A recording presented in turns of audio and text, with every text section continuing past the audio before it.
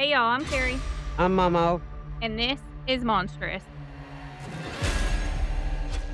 This episode contains language and topics that may not be suitable for all listeners, and topics that may be triggering to some. Listener discretion is advised.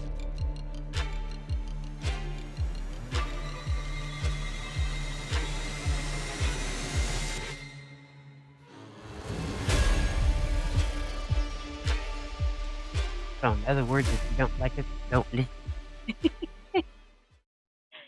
All right, guys, welcome back. So, to anyone that is just joining our little community here at Monstrous, this is where we peel back the wallpaper on the darkest corners of humanity. We cover crimes, lost histories, legends, hauntings, myths. Sharks. Yeah, pretty much anything. All of those cases that blur the line between sanity and nightmare. And no matter where you started in our rollout, whether it was the amusement park disasters last week or you're tuning in out of nowhere hearing the name Nannie Doss for the first time, we welcome you. Now, last week we explored chaos and heartbreak, an amusement park disaster that unfolded in seconds.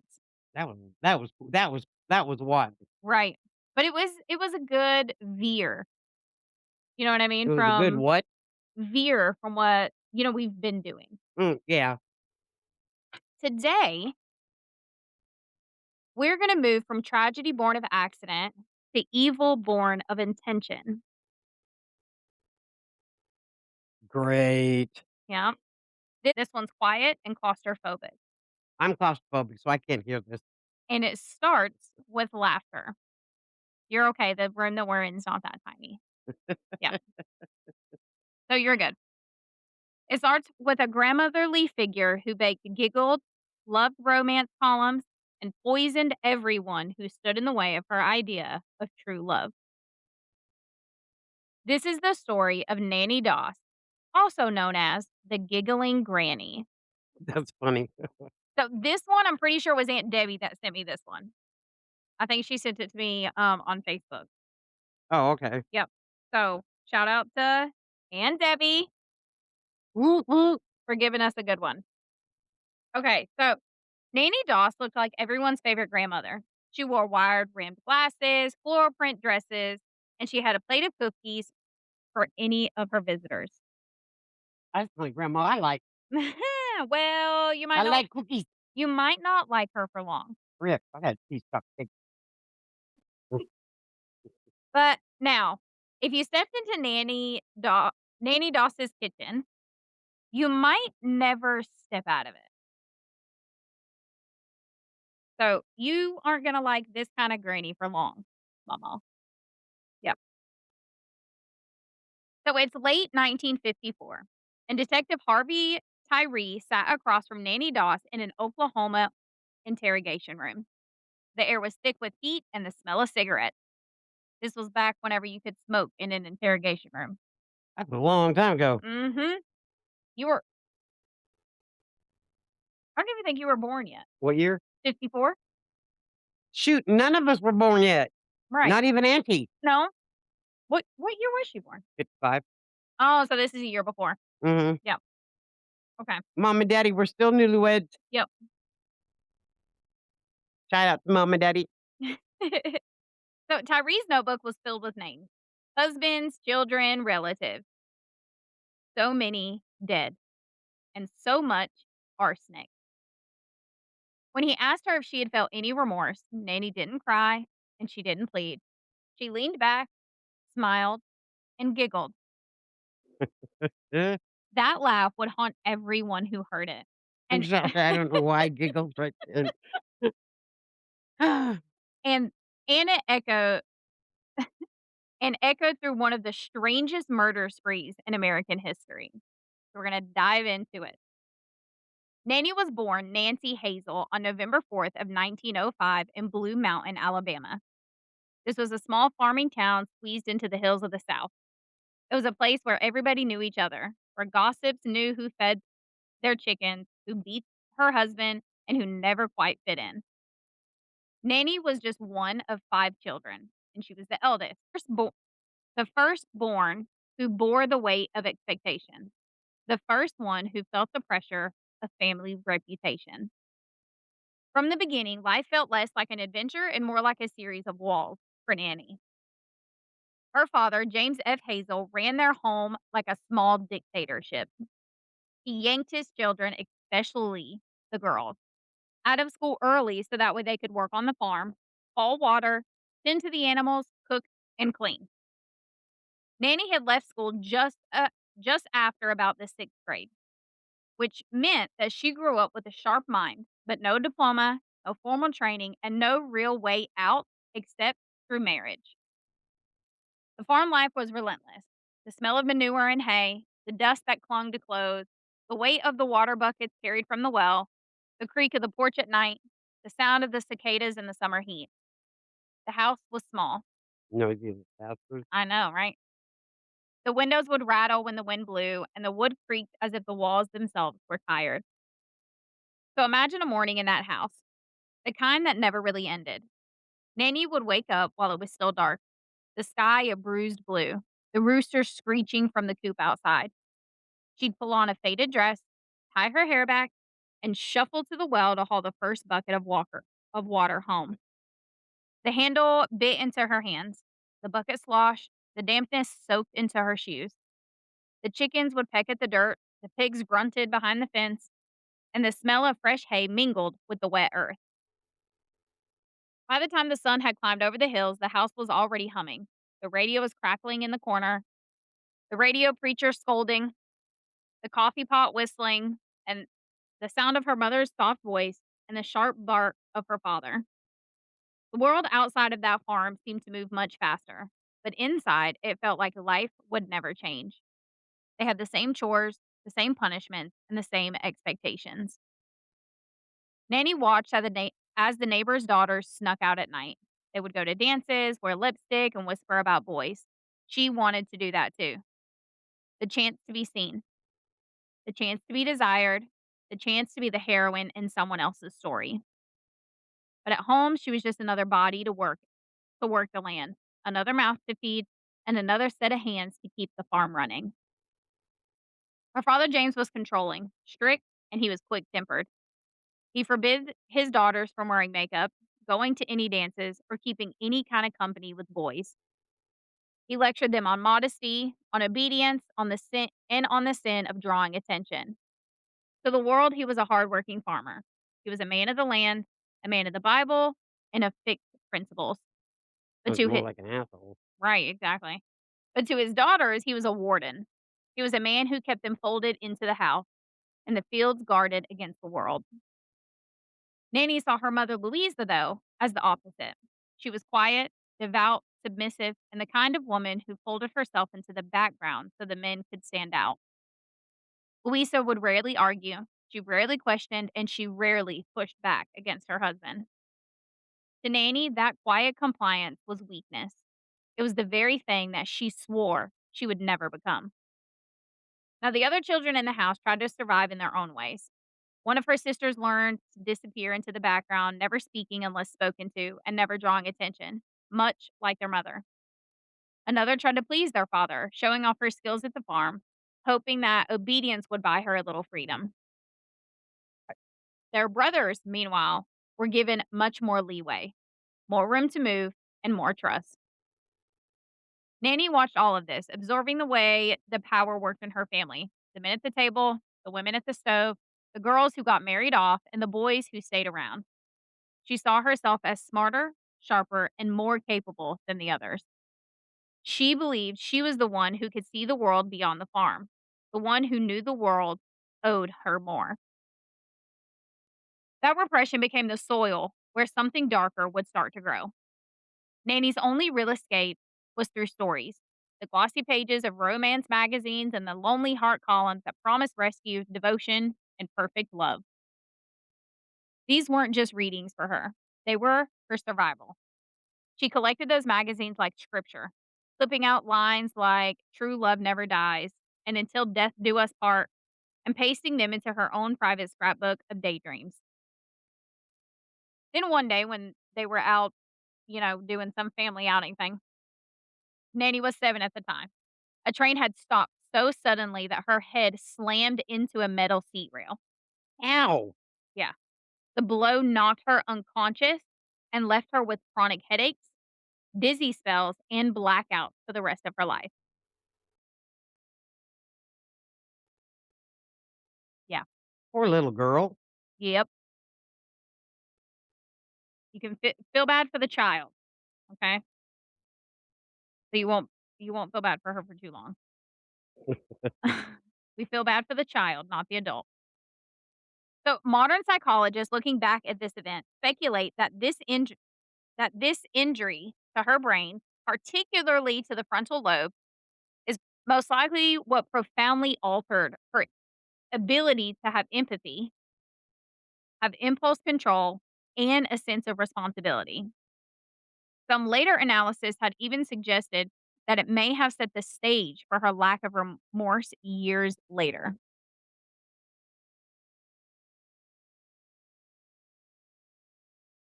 Nanny herself would later say that something inside her had warped and that she never really felt the same again after this incident. It was stated that it wasn't the world that had changed, but it was the way that she felt things did. So it's like the world stayed the same, but after she hit her head at 7 years old, it was like inside of her changed, if that makes sense. Oh, yeah. So from that moment forward, love was no longer a gentle, shared thing. It had become something that belonged to her, something she deserved, something she expected, and something she'd take by any means necessary.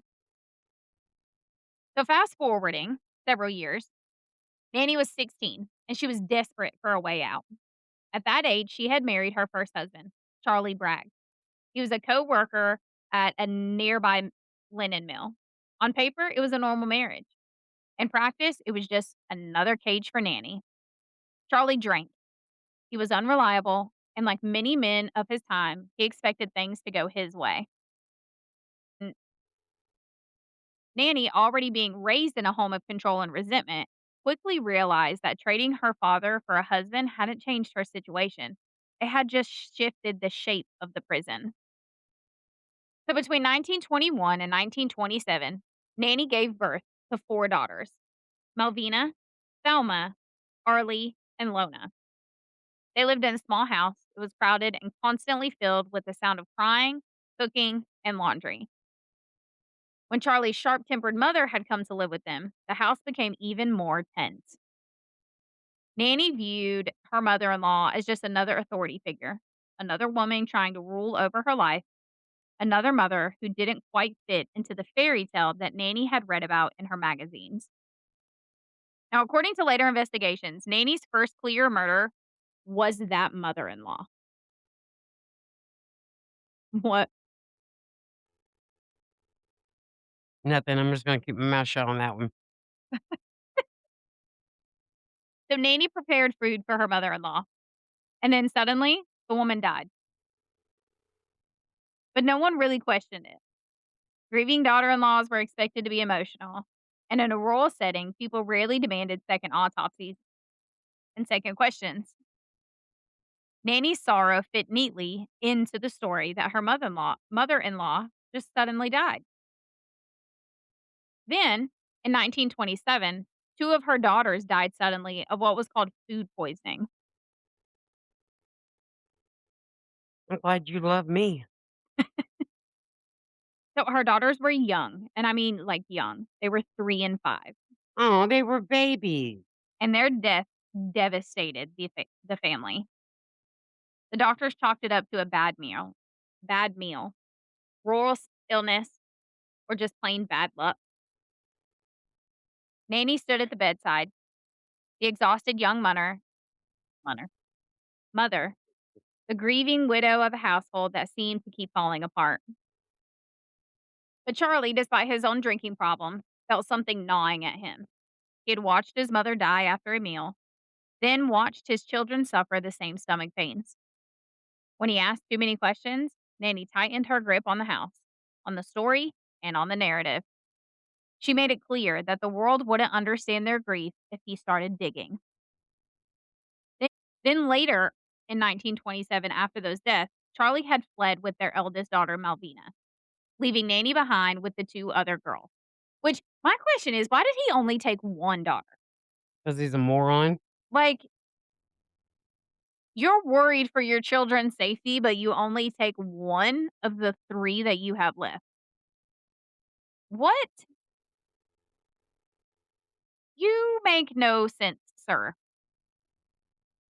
So, Charlie would become the only husband that Nanny had ever married who escaped her alive. He never pressed the matter of his mother or other daughter's death with authorities. Maybe he did it out of fear or out of guilt, and maybe he just wanted to forget all about it. Either way, he took off with their eldest daughter, and as far as we know, he lived a long life. So Nanny was left with 2 of their daughters, the memories of her dead children and the slow growing certainty that men were the answer to her loneliness and also the source of her disappointment. Now years would pass. Her daughters grew up, they married and had children of their own. And by the 1940s, Nanny had become a grandmother, the very role that she would weaponize so effectively later. The world around her was changing. The war was over, soldiers were home, and women were working, and the post-war loneliness left a lot of people searching for connection. Into this climate came the lonely hearts phenomenon. Magazine columns and classified services that promised companionship, romance, and a fresh start. Men and widows, women left behind by war, and returnees from the front all looked for someone who could make the quiet ache go away. And Nanny watched all of it unfold like a director casting a movie. She read the ads and saved the ones that promised true love. And then she would rehearse what she would say back. So these ads were simple. They were handwritten and often hopeful. Lines like seeks companionship, wants to start a family, or devoted and loving woman seeks honest man. This was basically online dating through the newspaper. Right. Like, let's just be honest. So the men who wrote them were often lonely, separated, or widowed. And the women were often widows, divorcees, or homemakers looking for an escape. Nanny understood the psychology of those ads better than most people did. She knew how to sound sweet, devoted, and available without sounding desperate. And for the men who wrote those lonely hearts letters, the world had gone quiet. Maybe they'd come back from war and found their wives gone or their relationships broken. Maybe they were aging bachelors who'd spent too many nights alone. The ads were their lifeline, a chance to imagine a life where someone cared for them, someone cooked for them, and someone loved them without anger or judgment. Now, the women who placed these ads often were just as lonely. They were usually widows forced to rebuild, divorcees that had been cast out by their families, and women who'd given up on finding someone to, who treated them right. To them, the right man wasn't just a partner, he was a way out, a fresh start, a new identity, and a sense of belonging. So Nanny sized this up like a master strategist. She knew that men wanted to believe women were soft, forgiving, and nurturing. So she leaned into that idea. The woman who baked cookies, who listened, and who smiled through the hard times.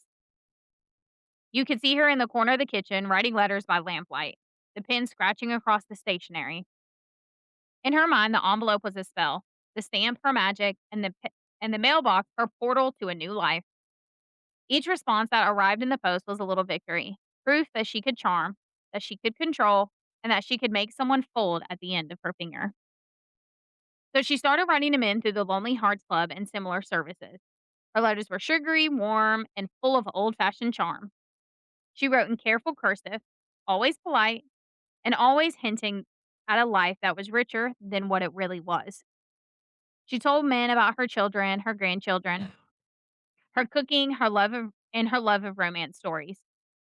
Nanny painted herself as the picture of a devoted, loving woman, the kind of woman that newsreels idealized. Now, when men replied to Nanny, she would clip their letters and put them into scrapbooks.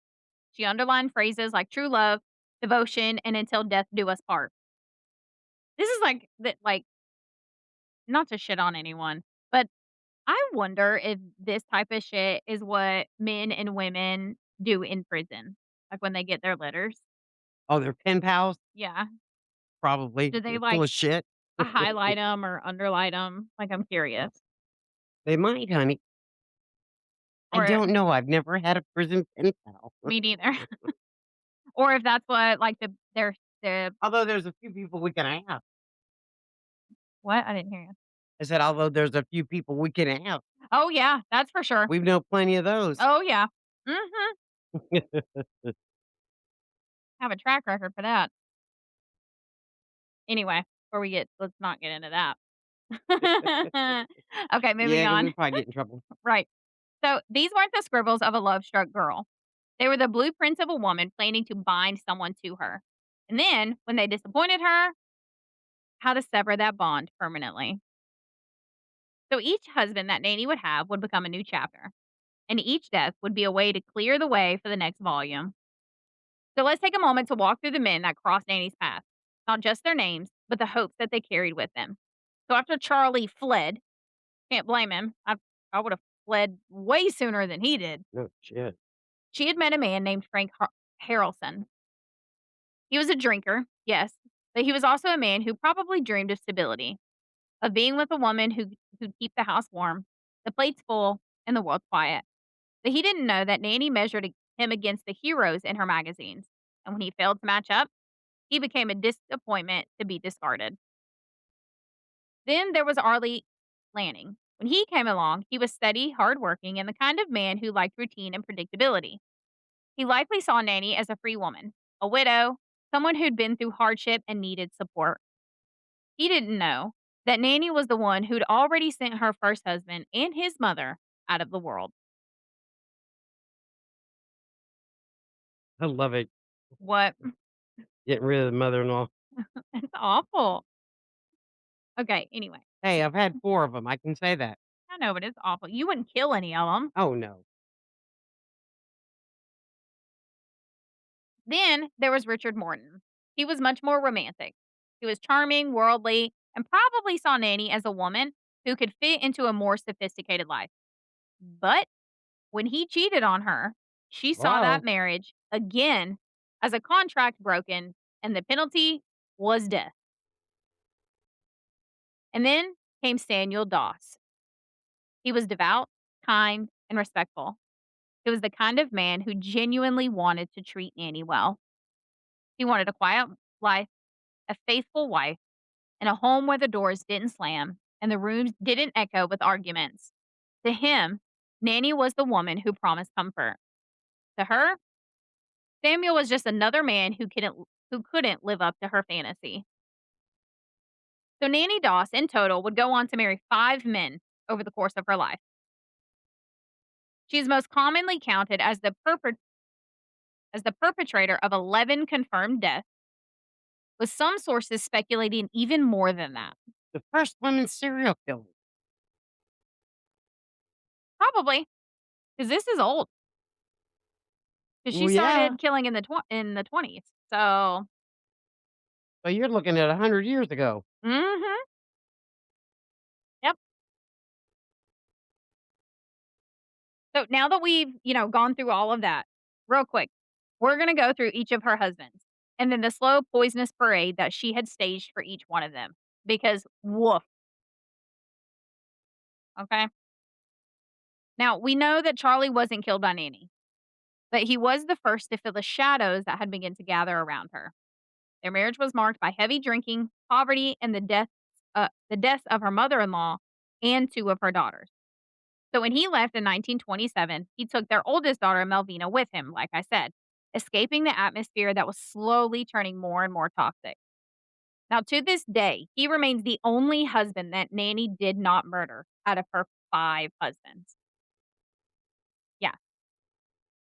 So What about after Black Widow? right. So after Charlie left, Nanny had begun her hunt in earnest. I mean, like, as soon as Charlie left, she's on the hunt for a new man, okay? So, after him, like I said, she met Frank. She met him through the correspondence and quickly moved in with him. And Frank was a drinker, much like Charlie was. And Nanny found his habits degrading, his life messy, and his personality dull compared to the gallant heroes in her magazines. So in 1945, he died. The cause was listed as natural illness, but later, Nanny would admit that she mixed rat poison or arsenic, both are reported, so one of the two, into his food or possibly a drink. That's the bad thing about old cases like that. You kinda see 2 different things, Mhm. so it's one of the 2. Now after he died, Nanny collected a small life insurance payout.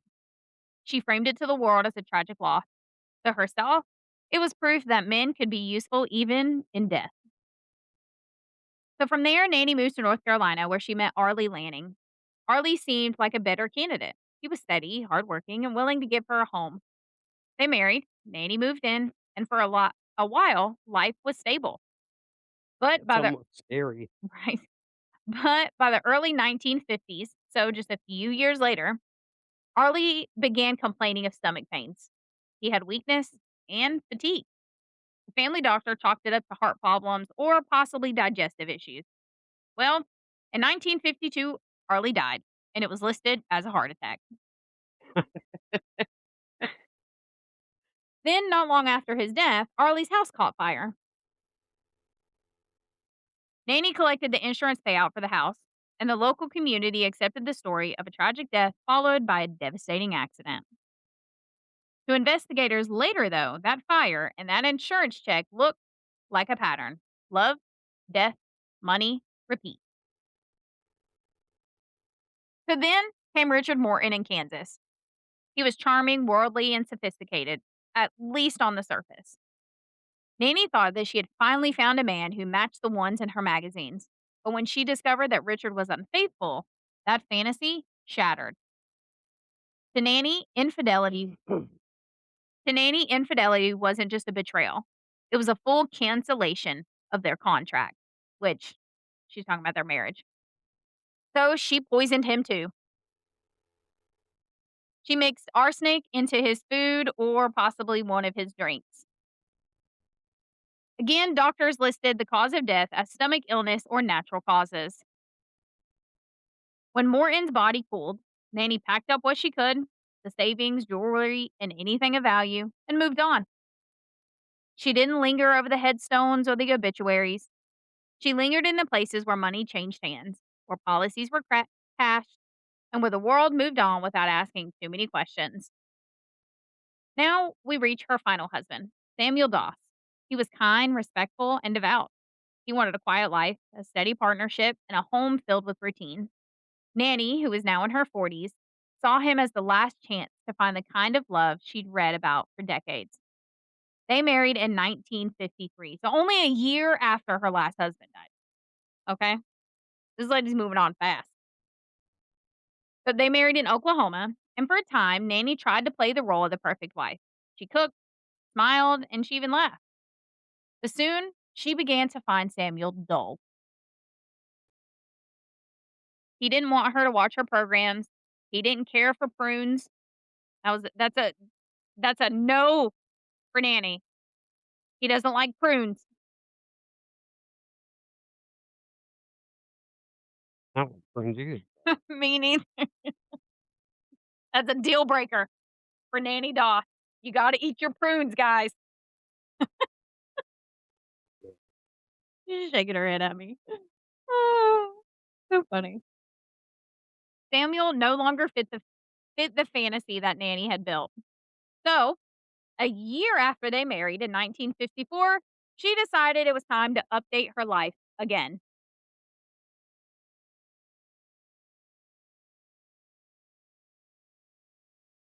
She baked him a cake and laced it with arsenic. Samuel ate it, grew violently ill, and died shortly after. For 30 years, Nanny had fooled doctors, neighbors, and entire towns. Arsenic, nicknamed inheritance powder, mimicked common illnesses: vomiting, stomach cramps, fatigue. It killed invisibly, leaving behind stories of stomach viruses and sudden heart attacks. But Samuel's death almost slipped through the cracks, just like her other husbands. His doctor, Dr. Schroeder, noticed that something was off. The lining of You think? right.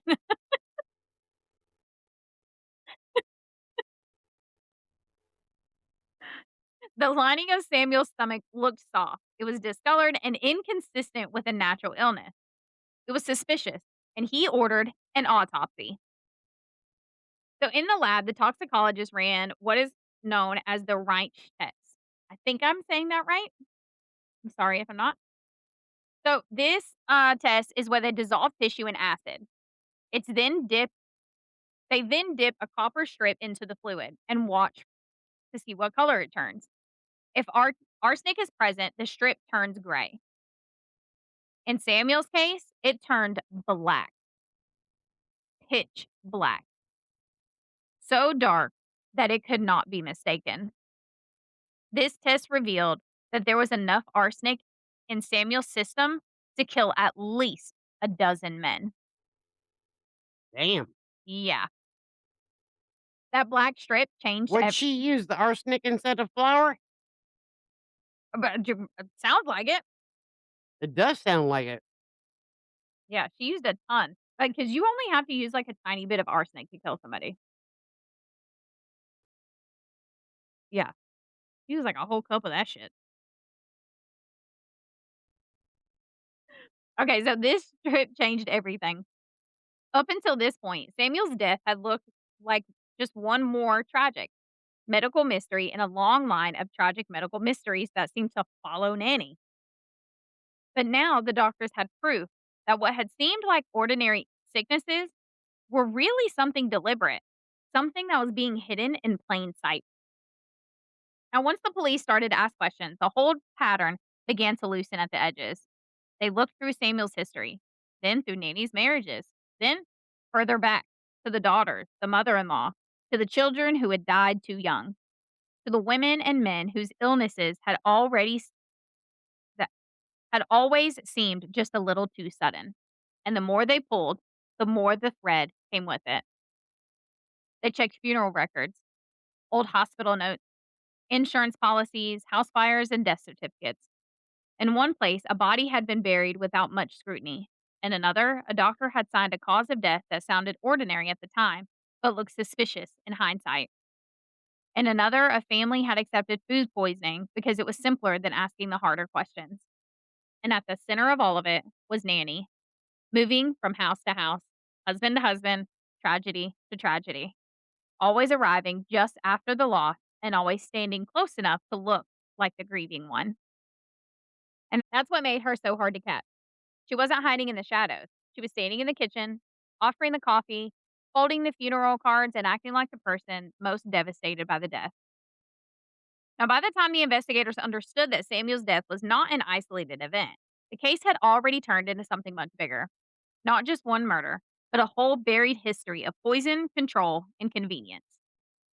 Poisoners, especially those that use arsenic, operate on a kind of invisible timeline.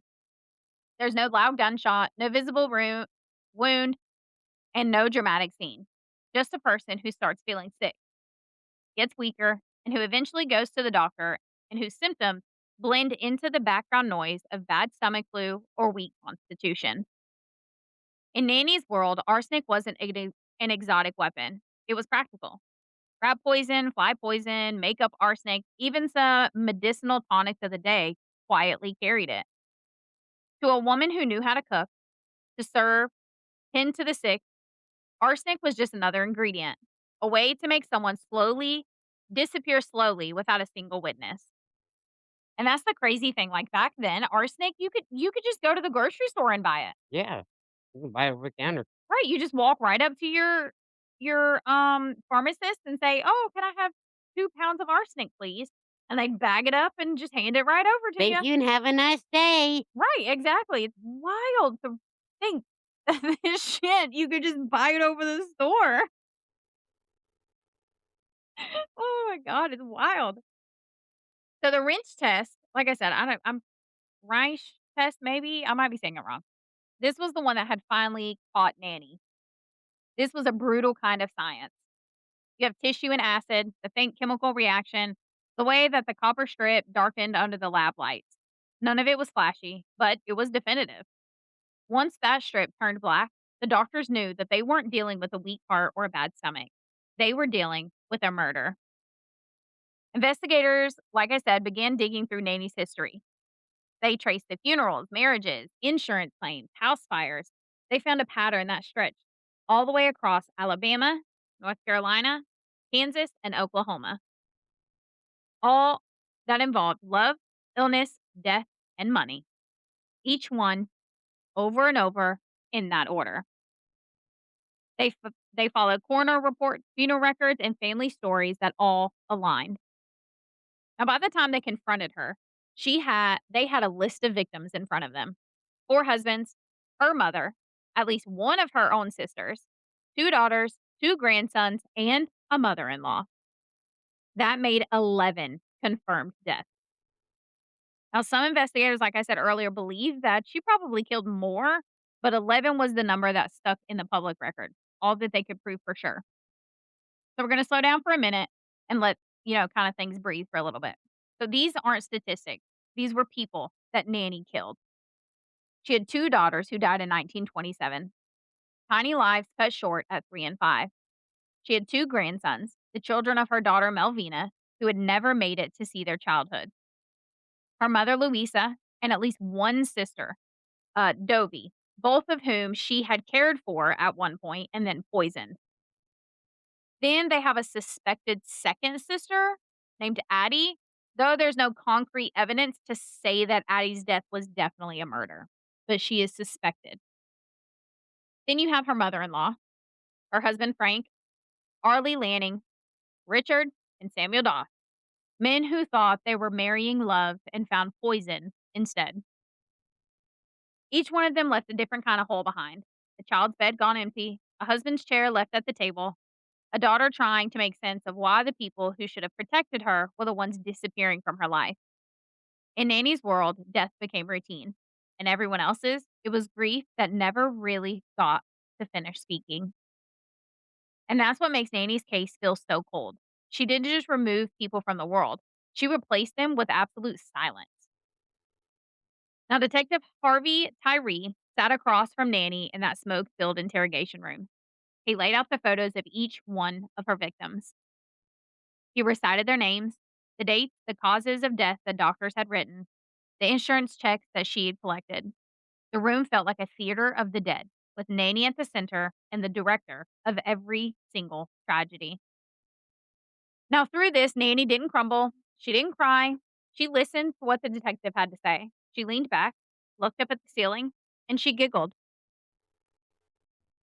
Quote, "He was dull," Nanny said of Samuel. Quote, "He didn't want me to watch my programs. He didn't care for prunes." That's too funny. Nanny confessed almost casually to the murders of her 4 husbands, her mother, her sister, her mother-in-law, and her grandson. Why would she kill her grandson? No idea. No idea. She giggled through each and every detail like she was sharing a funny story about burning a cake. Between questions, she even offered the officers homemade fudge: sweet, thoughtful, and the perfect grandmother. Reporters swarmed the courthouse after she was arrested. Headlines screamed, "The Giggling Granny," "The Lonely Heart Killer," "The Smile That Poisoned 4 Husbands." Her mugshot, taken at the exact moment she tipped her head, just so, became one of the most iconic images of a female serial killer. The friendly face draped over a monster. The contrast was so jarring that newspapers couldn't look away. She smiled for the cameras, joked about her crimes, and then complained about the men that she had lost. So in May of 1955, Nanny stood in an Oklahoma courtroom where she pled guilty. There was no tearful drama, no grand speech, just a soft voice confirming what everyone already knew. Now, by this time, the death penalty had been abolished in Oklahoma, so she was spared from the electric chair and instead sentenced to life in prison. She was convicted of Samuel Doss's murder, though the case leaned heavily on the pattern of the other death rather than hardcore proof. She was never formally tried on all 11 deaths, but the story of her bloodthirsty husband hunter identity stuck. The court didn't see her as a mad woman, but as a woman who knew exactly what she was doing and made it look like grief. Now, the courtroom reaction was almost as eerie as the confession itself. People expected tears, outrage, maybe a breakdown. But instead, what they got was a small, almost pleased woman who seemed to treat the whole thing like a formality. That only made the public fascination grow. Nanny was the kind of defendant that newspapers loved to frame as both shocking and bizarre. She was a grandmotherly woman with a soft face and a smile that refused to disappear, even after the worst of the evidence had been laid out. What's wrong? Oh. The press had already decided what she was: a black widow, a lonely heart killer, and a giggling monster in an apron. Now, inside prison, Nanny adjusted quickly enough that the guards and visitors began describing her as unusually calm. Are you ready for this? I'm listening. Nanny quilted, gardened, and chatted while she spent her time in prison. She sat in the yard like someone waiting for a bus, not someone serving a life sentence for murder. And when she was asked if she regretted what she had done, she kept her answers light, almost dismissive, as if remorse were something that belonged to someone else. This lack of visible grief was part of what made her so unsettling. She didn't perform sorrow the way a lot of people had expected. She didn't collapse under the weight of what she had done. She simply kept going, as though the world had asked her to explain a recipe instead of a string of deaths. That calmness may be part of why she never fully left the public imagination. People can process anger, they can process denial. What they struggle to sit with is the cheerfulness without conscience. Nanny didn't seem haunted by what she had done. She had seemed almost entertained by it. And that is why Nanny's story continues to be retold. She wasn't hidden in some isolated wilderness. She wasn't operating from a shadowy criminal underworld. She was inside the domestic sphere that people trust most: the kitchen, the bedroom, and at the family table. She turned comfort into threat and love into a weapon. Now, by 1965, her own body began failing. Cancer, specifically leukemia, crept into her blood. Mm. The woman who had spent decades poisoning the blood of others was now dying from a disease of the blood itself. Nanny would die on June 2nd of 1965 in the Oklahoma State Penitentiary at the age of 59. The place where she died wasn't the cozy kitchen where she once played the perfect hostess, but instead the sterile, linoleum floored halls of a prison infirmary. The sound of other women coughing, the smell of bleach mixed with disinfectant. Leukemia, the blood hungry disease, ate away at her veins the way she had once poured poison into her victims' cups. The irony doesn't escape the people who wrote about her case. The woman who so carefully controlled the death of so many others could no longer control the death of herself. Nanny had a history of trauma, a history of repression, of being told where she belonged and where she did not. The head injury, the farm, her father, the lack of education, and the limited options for women in her generation. All of it layered on top of one another, pressing down on her sense of self. To some modern psychologists looking back, she ticks a lot of these boxes: impaired frontal lobe functioning, narcissistic entitlement, a deep sense of grievance, and a belief that the world owed her a better life than what she was given. Women like Nanny weren't supposed to be killers. They were supposed to be the caretakers, the comforters, the ones who stayed up all night with the sick and who held the hand of the dying, those who baked the casseroles. And because of that, she operated under a kind of invisible armor. When someone died after eating at her table, people didn't suspect her. They thought it was bad luck, weak blood, or simply a family curse. And that's the terrifying part about Nannie Doss. She wasn't plucked from some horror story. She was a, she was a woman who looked exactly like the ones you trust. Like a grandma. Exactly. You gotta watch out for us little old ladies.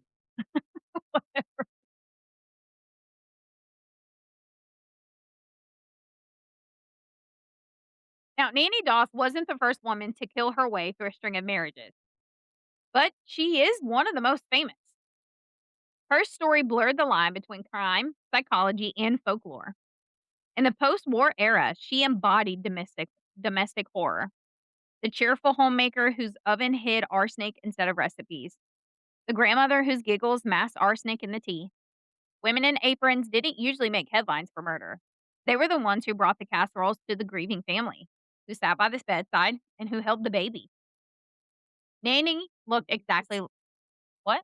Want BBs? We get a new BB this week?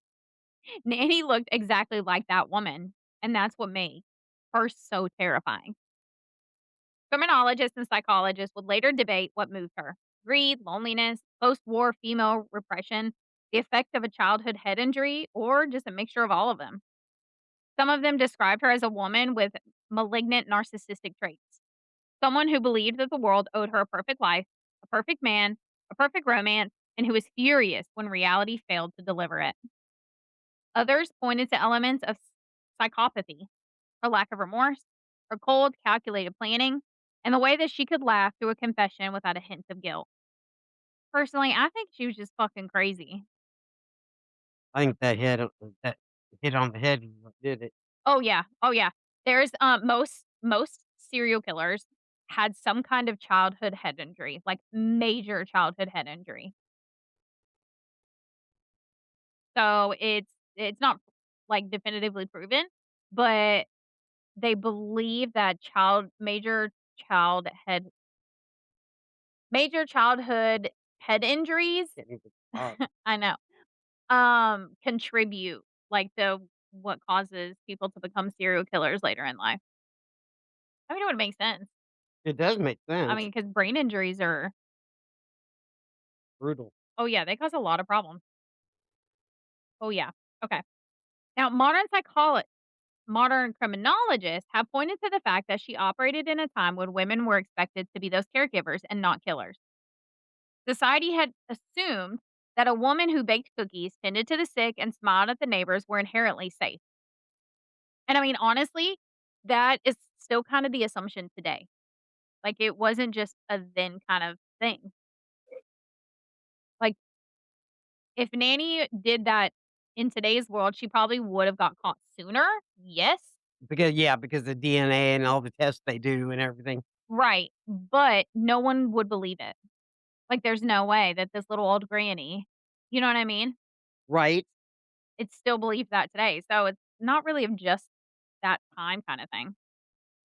So this assumption had given Nanny an almost perfect shield. When someone around her got sick or died, that assumption was that it was just a bad strain of flu, a weak constitution, or a family curse, like I said. No one suspected the grandmother with the wide rimmed glasses of anything more than just having bad luck. Now, Nanny's case would go to become a textbook example of how female serial killers often work differently than men. They're less physically violent, more subtle, and more willing to poison. They're more willing to manipulate, and the trust that comes from being seen as sweet or helpful. Nanny as a woman who understood the script, the recipe for being a good wife, the way to sound like a loving mother, and the performance of a comforting neighbor. And then she used that script to kill. Reporters, psychologists, and true crime enthusiasts kept coming back to the same question: what really drove her? Was it the greed, the insurance check, the cash, the small payouts that added up year after year?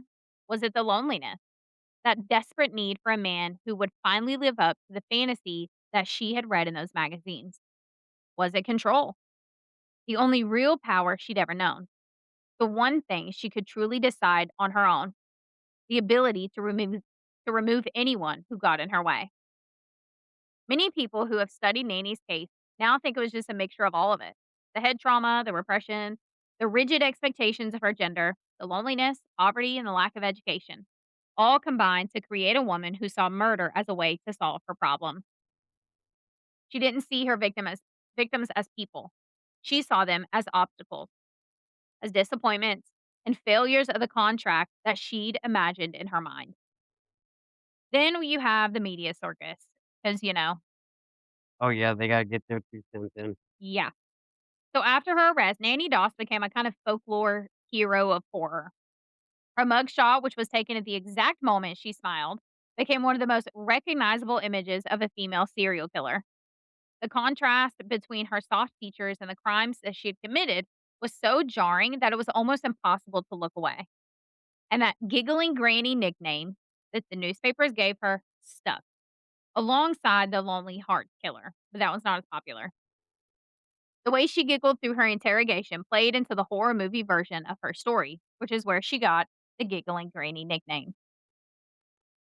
That cracks me up.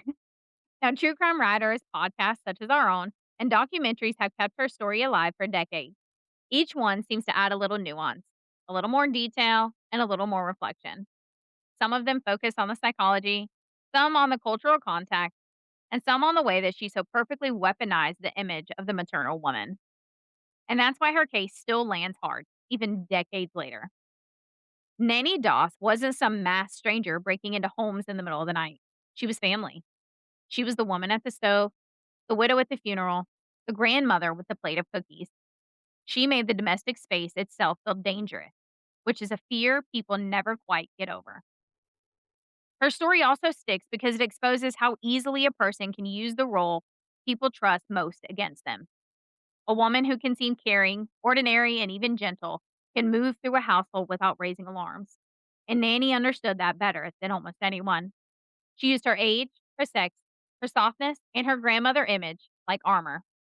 And maybe that's the part that keeps her alive in the true crime in the true crime world. Not just the poison or the smile, but the fact that she looked so much like the kind of women we are trained to trust. That itself is the nightmare. Not that evil exists, but it can sit right across from you, pour you coffee, and giggle all while it waits.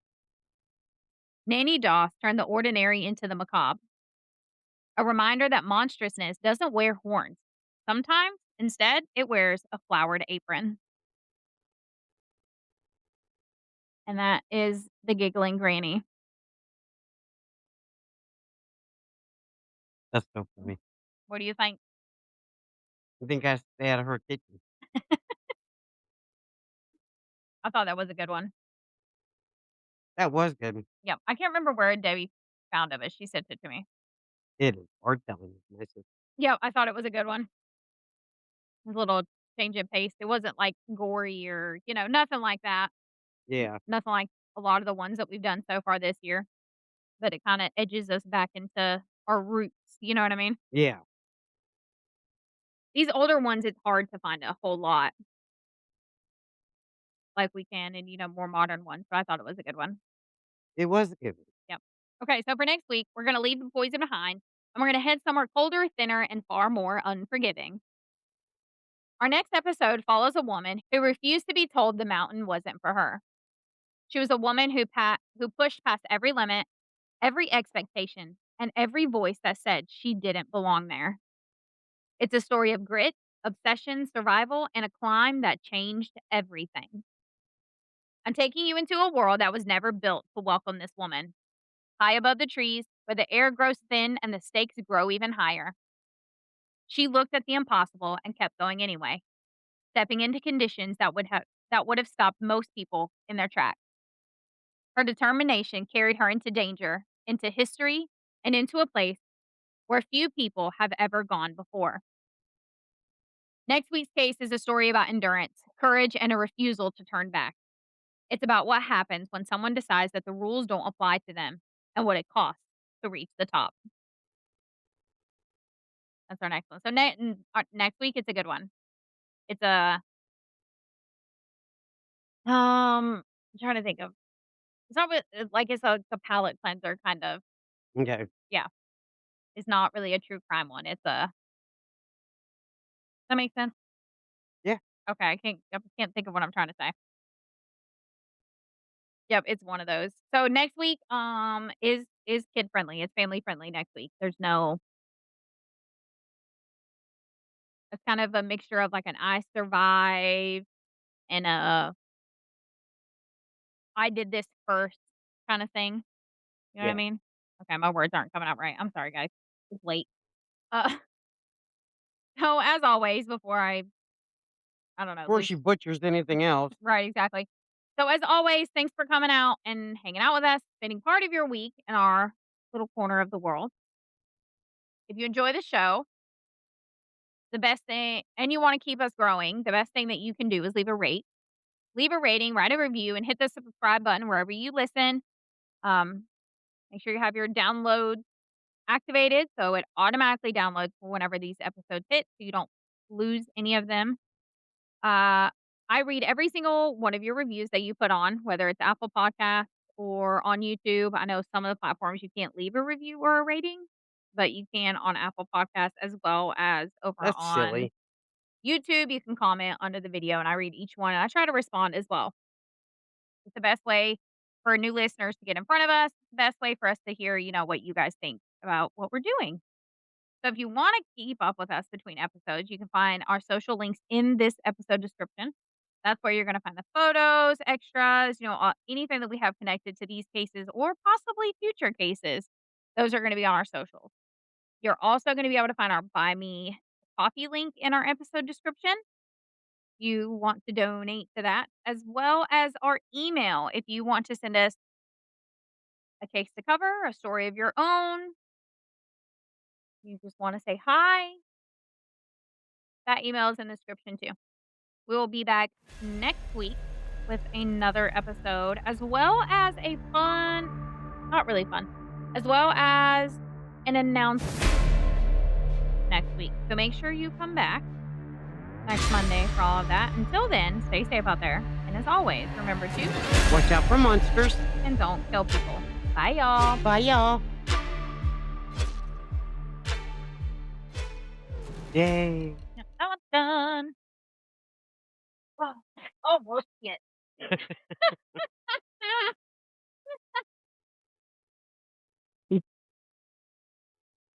You goofball. Right on the floor. Oh my god. Thank God you had a case on it. I know. I totally missed the Don't bed. forget you gotta plug his in. Already did. Oh, okay. I totally missed the fucking bed.